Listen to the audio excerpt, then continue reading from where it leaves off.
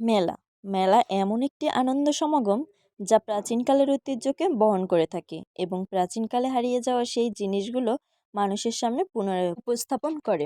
সাধারণত মেলা বৃহৎ কোনো স্থানে অনুষ্ঠিত হয়ে থাকে যেখানে লোক সমাগম বেশি এবং সাধারণ মানুষের চলাফেরা খুব বেশি। তো hello everyone, this is me Tanu. Welcome back to my another new video. সবাই কেমন আছেন? আশা করছি সবাই বেশ ভালোই আছেন। হ্যাঁ গাইস, আমিও বেশ ভালোই আছি। আজকে বিকালে সবাই মিলে চলে গেলাম মেলা প্রদর্শন করতে।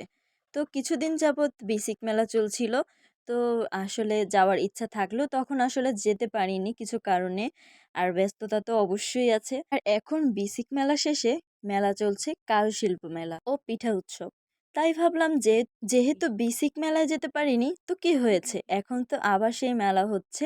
আর তাই ভাবলাম যে কারুশিল্প মেলাতেই যাওয়া যাক। তো আজকে সবাই মিলে বের হয়ে পড়লাম আর এসে দেখছি বেশ অনেক দোকানপাট ছিল, অনেক ধরনের। তো কিছু দূর যাওয়ার পরে দেখছিলাম মাটির কিছু জিনিসপত্র। এগুলো খুব বেশি ভালো লাগে আমার কাছে, তাই টুক করে ভিডিও করে নিলাম। আর এর পাশেই কিছু প্রয়োজনীয় জিনিসপত্রও ছিল। আর এই তো আমরা একটু ভিডিও করে নিচ্ছিলাম আর এতক্ষণ ছিলাম মেলার বাহিরে। তো এখন আমরা যাব মেলার ভিতরে। আর দেখুন বাহিরটা কত সুন্দর করে ডেকোরেট করা ছিল, বেশ সুন্দরই লাগছিল। আমার কাছে তো বেশ ভালো লেগেছে। আপনাদের কাছে কেমন লাগলো অবশ্যই কিন্তু কমেন্টস করে জানাবেন। আর হ্যাঁ গাইজ, আপনারা কারা কারা গিয়েছেন সেটাও কিন্তু আমাকে কমেন্টস করে জানাবেন। আর মেলার ভিতরে প্রবেশ করতেই দেখছি এখানে বেশ লোকের সমাগম হয়েছে।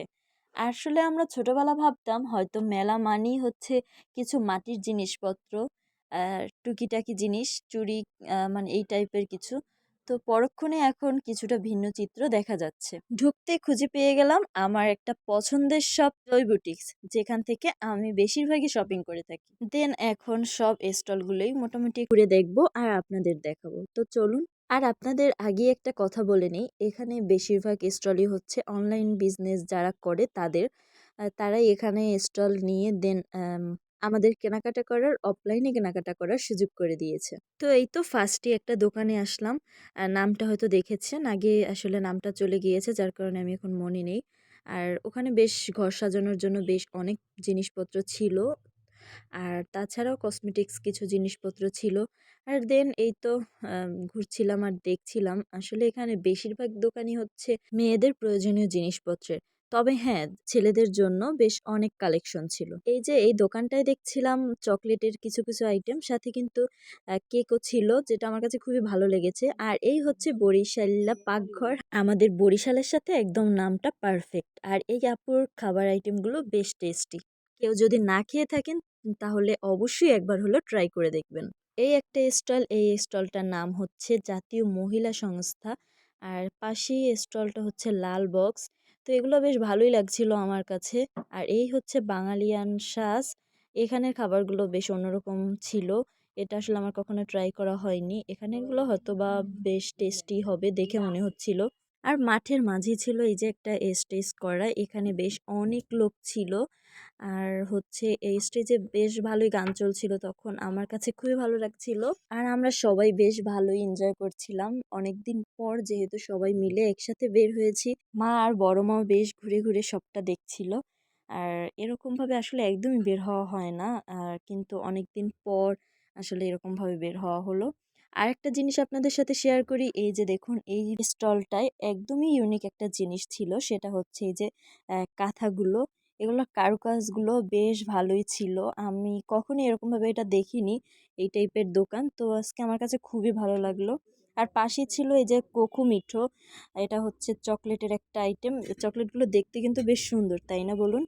আর পাশেই ছিল এই যে ঘর সাজানো কিছু জিনিসপত্র, এগুলো হয়তো বেতের কোনো একটা জিনিস। আরও একটা ইউনিক জিনিস দেখলাম, এই যে দেখুন এগুলো কি সুন্দর লাগছে, তাই না? এগুলো যদি ঘরে টানানো যায় তাহলে খুব মানে বেশি ভালো লাগবে। আপনাদের লাগলে অবশ্যই এই যে তামান্না শপিং কমপ্লেক্স, এই অনলাইন পেজ আছে, তাদের পেজে নক দিবেন। তো যাই হোক, এই তো আমরা মেলা শেষে বের হলাম আর বের হয়ে দেখছিলাম এত ভিড় ছিল। ওই যে বলে না মেলায় গেলে ঠেলা খেতে হয়, আসলে কথাটার কতটা যথার্থ মানে আসলে বুঝতে পারলাম। আর বাইরে তো সেই কমন জিনিস, বেলুন থেকে শুরু করে সব কিছুর দোকান ছিল। তো আমরা এখন খাওয়া দাওয়া করব, এখন অনেকটা টায়ার্ড হয়ে গেছি। তো এই যে দেখুন, এই কিন্তু নৌকাটাও ছিল, আর আমার এটা দেখলেও যেন মাথা ঘুরায়। তো যাই হোক, এখন আমরা এই যে ফুচকা নিয়েছি, এখন ফুচকা ট্রাই করব সবাই। আর দেন আমরা এই যে চা খেতে গেলাম। দামে বেশি হলেও চাটা কিন্তু অনেক মজা ছিল। আপনারা চাইলে ট্রাই করতে পারেন। ব্লিস পার্কের পাশেই দয়াল টি হাউস।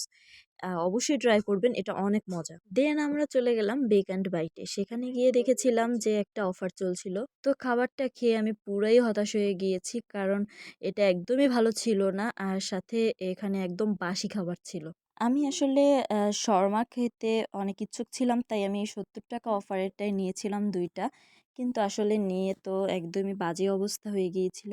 তো যাই হোক, এই তো আমরা এখন বাসায় যাওয়ার উদ্দেশ্যে বের হয়ে পড়লাম। আজকের বিকালটা বেশ ভালোই কাটালাম। অনেক মজা করেছি সবাই মিলে, যেহেতু অনেকদিন পর বের হয়েছি, আগেই বলেছি। তো যাই হোক, আজকের ভিডিওটি ছিল আমার এই পর্যন্তই। যদি ভালো লেগে থাকে তাহলে অবশ্যই আমার পেজটি ফলো করে দিবেন। আর ইউটিউব চ্যানেল থেকে যদি দেখে থাকেন তাহলে অবশ্যই সাবস্ক্রাইব করে দিবেন।